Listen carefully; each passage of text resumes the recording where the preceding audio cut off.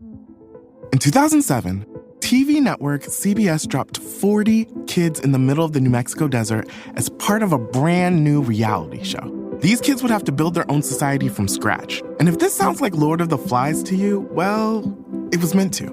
We were on this mission together, and we were going to prove to the world that we could make a better society than adults could. I'm Josh Gwynn, and I want to know what this wild TV experiment was really about. Split Screen, Kid Nation, a 6-part podcast from CBC. Available now. Frequency Podcast Network. Stories that matter, podcasts that resonate. Nobody would have thought anything about it normally. A book festival in Ottawa. Some food vendors, a bunch of panels, events, discussions. Sure, okay. But then some stories started to trickle out that maybe this event was a little bit off, different, not your usual literary-minded spring event in the nation's capital. And the more we learn about the Ottawa International Food and Book Expo, the stranger it gets. Far-right speakers, talent walkouts, sponsors cutting ties, conspiracy literature, risque promo videos. It all just seems supremely odd. So what exactly went down in Ottawa at the end of April?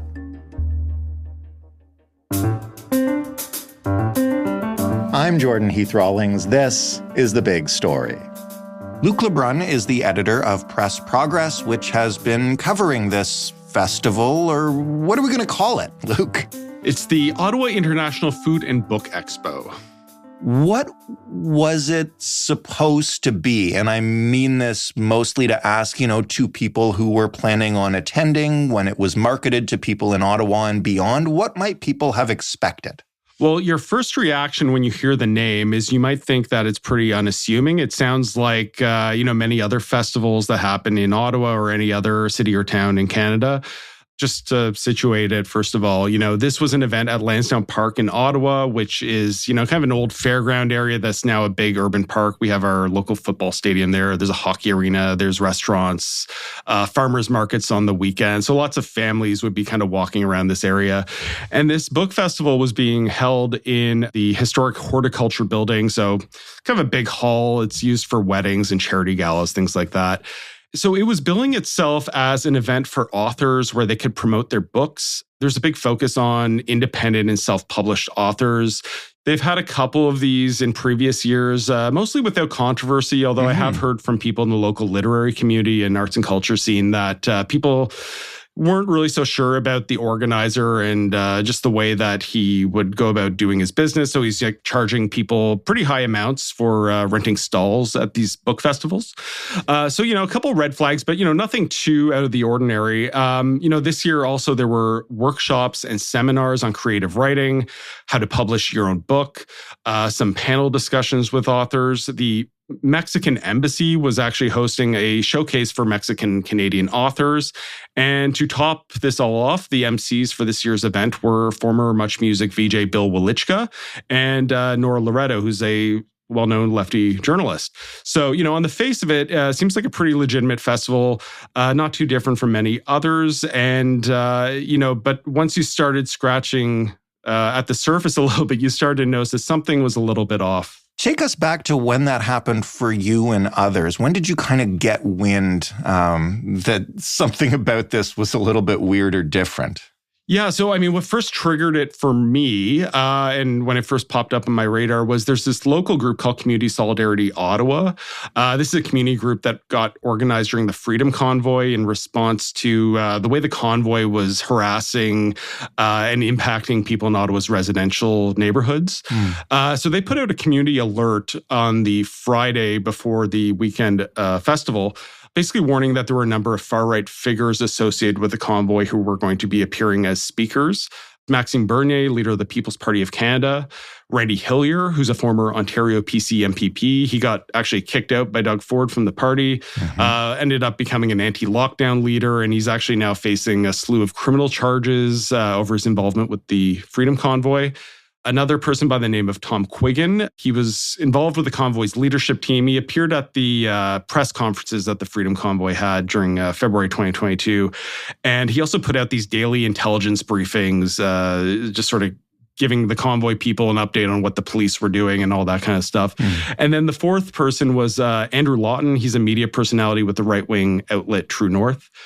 And basically, Community Solidarity Ottawa's concern was that if you have an event with these kinds of speakers, they are going to attract their supporters into a space that, as I said, is, often has families that are, in the area for sporting events or for farmers markets. So they were concerned that you might have these volatile supporters of, Maxime Bernier or whoever in a community space with these, families who don't really know what's going on. So when I saw Community Solidarity Ottawa's alert, and to their credit, they did a lot of the original research into this festival and sort of highlighting some of the far-right connections.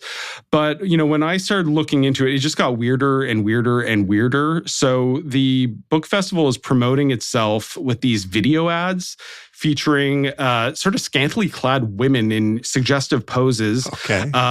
There's this one, video of a woman in lingerie and she's eating a strawberry. There's another one with a model dressed as a schoolgirl who's taking off her shirt for some reason.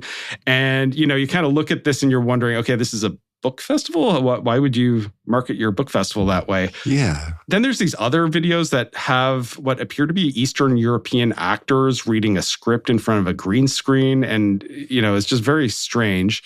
And then, you look at the website and it's promoting, in addition to, literary type events, it's also promoting these weird dating events. So one that caught my eye was this cougar dating event for women in their 50s and guys in their 20s. So, getting stranger and stranger. The main thing, though, for me is that when I looked at their website, they had logos of some pretty big name sponsors that seemed pretty legitimate on the surface. So you had the Ottawa Public Library, the Hill Times newspaper. There were 3 different PBS affiliates in upstate New York. There was like WestJet, just a whole bunch of different organizations that, don't really seem like they would be affiliated with an event with Maxime Bernier. Right. So I'm wondering, why is the Ottawa Public Library and PBS sponsoring this event? So I started contacting the sponsors and, asking them, why are you sponsoring this event? And several of them actually told me that they were not sponsors. They had nothing to do with this festival, and they actually wanted their logos off the website. But then, I also did hear from one of the PBS affiliates told me that they actually were a media sponsor, but they told me it was a non-monetary thing. And they thought they were just, advertising the book festival on PBS. And in exchange, they were going to, get some promotion at the event. I discovered that most of the people listed as employees on the festival's website were actually fake, and they used stock photo images for themselves. And one of the people who was listed as the volunteer coordinator, he's actually listed on the main organizer of the book festival's book publishing website as the author of books about aliens and COVID-19 conspiracies, and also, strangely, a book about expanding the CFL to other countries, including Australia and Mexico for some reason. Okay. Speaking of Mexico, so I actually ended up contacting the Mexican embassy, and they emailed me back the night before the festival to tell me that they were pulling out. They were kind of cagey about their reasons, but it did seem like they had done their own research after I contacted them and then realized that this was not the event that they were signing up for.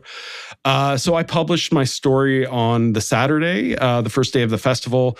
And it was actually really interesting, the reaction that I got, because, all through the day, I just kept getting email after email after email from sponsors and also from vendors who were just proactively reaching out to me to tell me that they were cutting ties with this festival. So Ottawa Tourism, they had been promoting the festival. They contacted me and said that the festival had misrepresented itself to them and they were, cutting all ties with it.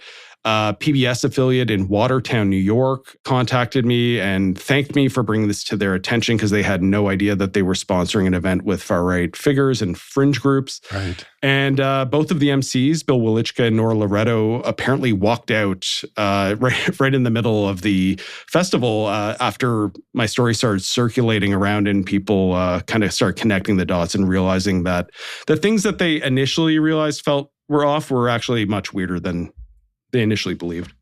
You went to this festival, though, and you spoke to a number of the vendors and folks around there. What was it like? What were they telling you about how it was organized? Like, give us a sense of what it was like on site. Yeah, so I stopped by a couple of times over the weekend. I got to say that for all of the big names that they had, it was actually very sparsely attended. And when you walked around the hall, it was just this kind of really incoherent collection of vendors and stalls. So you had, food vendors, you had some legitimate authors, but then you also had these sort of new age groups and groups that I would actually describe as cults. So it was really a confusing mix of people. I really have to say, though, that the food vendors specifically, because a number of them reached out to me after I published my first story, they felt very misled and felt very angry with the event organizer because they ended up losing quite a bit of money. So one vendor I spoke to, he runs an oyster bar. He told me he spent $500 to rent a stall at this event. At the end of the day, he lost $2,000 in total. He says that he had to throw out about $500 worth of oysters. Wow. Yeah, he told me that basically this was presented to him originally as a major gourmet food event with top local restaurants. There'd be food and wine and people talking about books. So it sounded pretty, normal to him. And instead, he's at tables next to people selling cultish material, I guess. Tell me a little bit more about some of the kind of weirder, whether they're cults or not, folks who had their stuff on display there.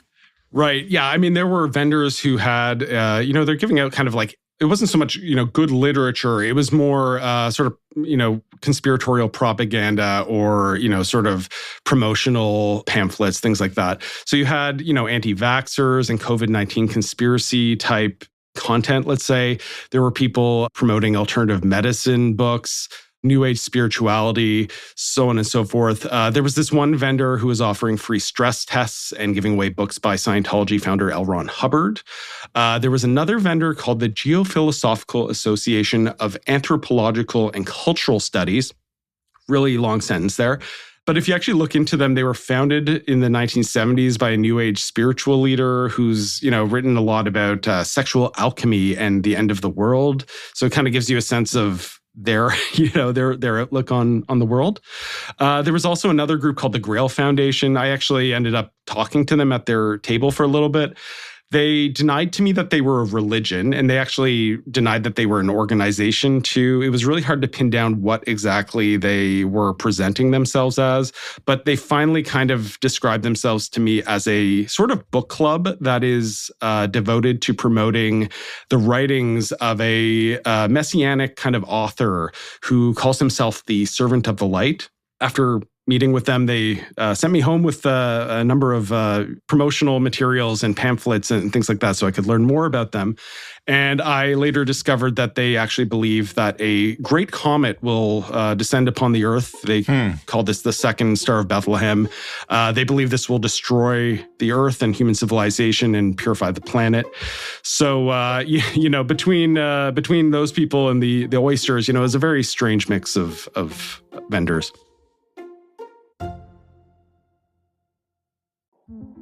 In 2007, TV network CBS dropped 40 kids in the middle of the New Mexico desert as part of a brand new reality show. These kids would have to build their own society from scratch. And if this sounds like Lord of the Flies to you, well, it was meant to.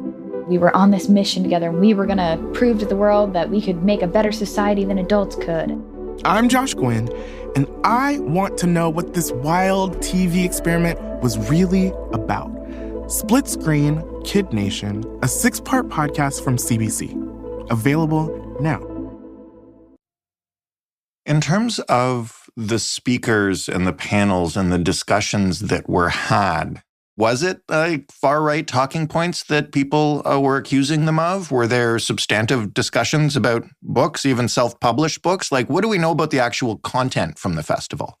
I mean, I think it's fair to say that the panel discussions themselves were just as incoherent as the floor of vendors.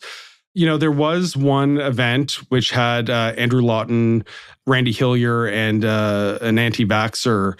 It was a pretty, right-wing, sort of convoy-adjacent type conversation that was had.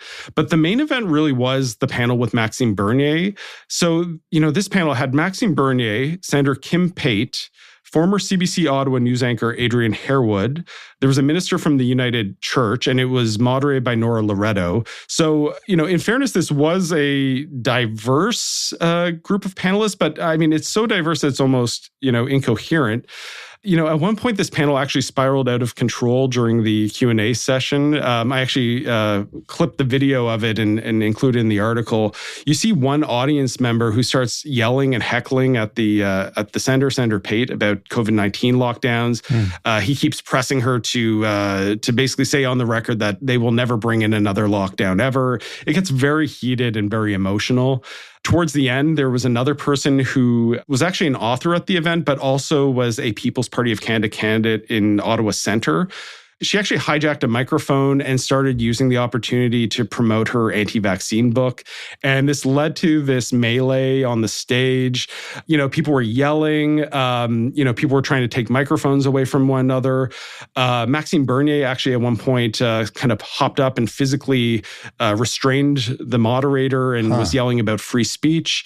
It was just a complete mess. And if you actually see the video of this, it's actually kind of lucky that it didn't escalate further than that. What do we know about the people who organized this event? And I guess importantly, have they provided any public comments to you or anyone else in their own defense, or just explaining what they were going for here and how this happened? The main organizer of the event, his name is Ray Samuels, kind of an interesting character. He identifies himself as a People's Party activist. He actually serves as the leader of a provincial party called the Ontario People's Front, which is sort of a PPC spin-off party. It also talks about, issues to do with lockdowns and vaccine mandates and things like that. He's kind of a perennial fringe candidate in federal and provincial elections. 20 years ago, he actually ran for this sort of fringe party called the Canadian Action Party, which was led by a former cabinet minister who later became a kind of a big UFO activist named Paul Hellyer. Okay. Yeah, so he's got kind of these ties with, some pretty, fringy stuff. He's hosted events with David Icke, the conspiracy theorist who talks about the alien lizard people and all that stuff, if people are familiar with all those conspiracies. So he also runs a publishing house that specializes in self-publishing books, and quite a few of them are very strange. There's a lot of COVID-19 conspiracies, a lot of stuff about aliens. He has an entire section on his website about exopolitics, which is, our political relations with governments on other planets, basically. Also, interestingly, he is leading a consortium that is trying to build a 25,000-seat football stadium in Charlottetown, Prince Edward Island for a new CFL expansion team. What is it with this stuff in the CFL? I don't know. It always comes back to the CFL for some reason. But, believe it or not, he gave a presentation to Charlottetown City Council about his plan to bring a CFL team to PEI. And it's actually been endorsed by the local Chamber of Commerce. And it's actually been kind of a local media story in the Maritimes over the last couple of months. Interesting. Again, the people in the Maritimes and PEI are not realizing what's going on in Ottawa. So everybody's kind of connecting the dots here. But in terms of what Ray told me, so I spoke to him the night before the festival. And, as we always do, we approach people with, the stuff that we're going to publish and ask them for their side of the story. And when I asked him about the sponsors, and, some of the sponsors saying that they never actually sponsored the event, he claimed that some of those were old sponsors from previous years, but couldn't really explain why they were still on the website listed as current sponsors. He at one point said he couldn't disclose anything further because of some sort of confidentiality agreement. He actually said at one point too that one of the PBS affiliates had, been a sponsor in the past, but they told me definitively that they never actually sponsored him. So there were some holes in his story, but that's his response to it. When I asked him specifically about the two employees for the festival who we found out were fake and they used stock photo images, he started getting very defensive with me. He started accusing me of using American-style sensationalist journalism tactics and said that this kind of journalism isn't welcome in Canada. He got very indignant with me. And when I specifically confronted him on the fact that one of his employees was on a UFO website, he actually hung up on me at that point. So yeah, I think that kind of speaks for itself. Have laws been broken here? What happens next? Or is this just like, well, it was a cluster beep and let's move on, and sorry to the writers and vendors who thought they were attending something that they clearly weren't?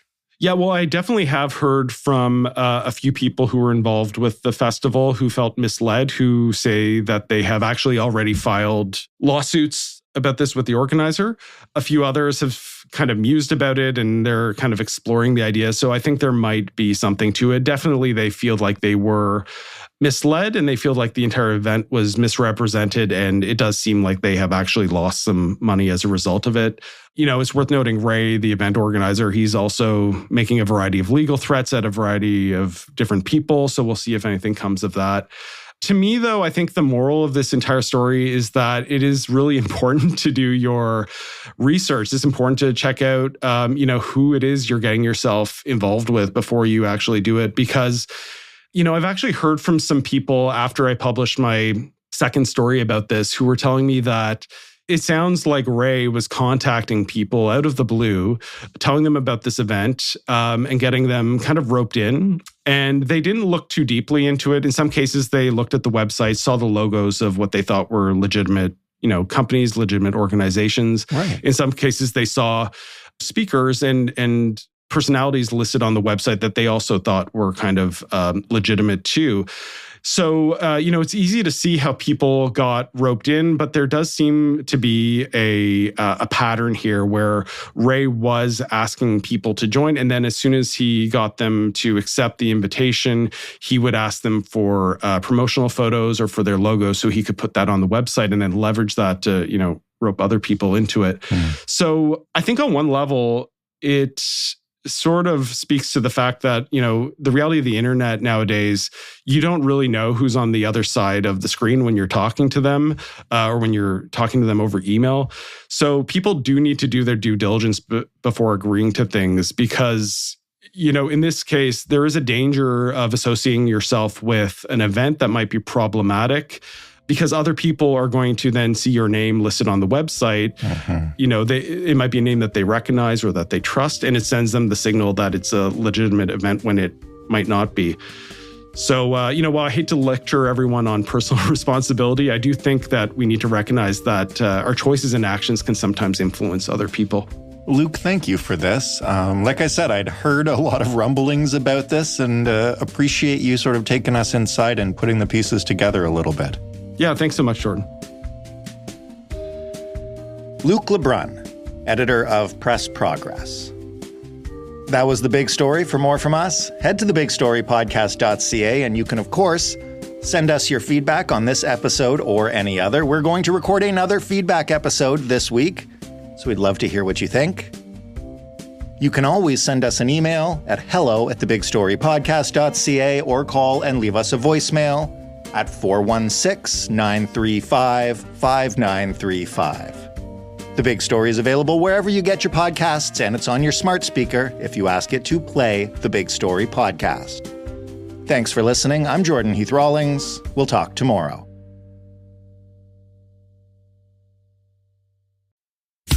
My name is John Cullen, and I want to tell you a story. It's a story about a scandal, broken relationships, gossip, rumors, money, corporate rivalry, and curling. It's the story of Broomgate, how a single broom, yes, a broom, turned friends into foes and almost killed the 500-year-old sport of curling. It was a year I'd like to forget. Broomgate, available now.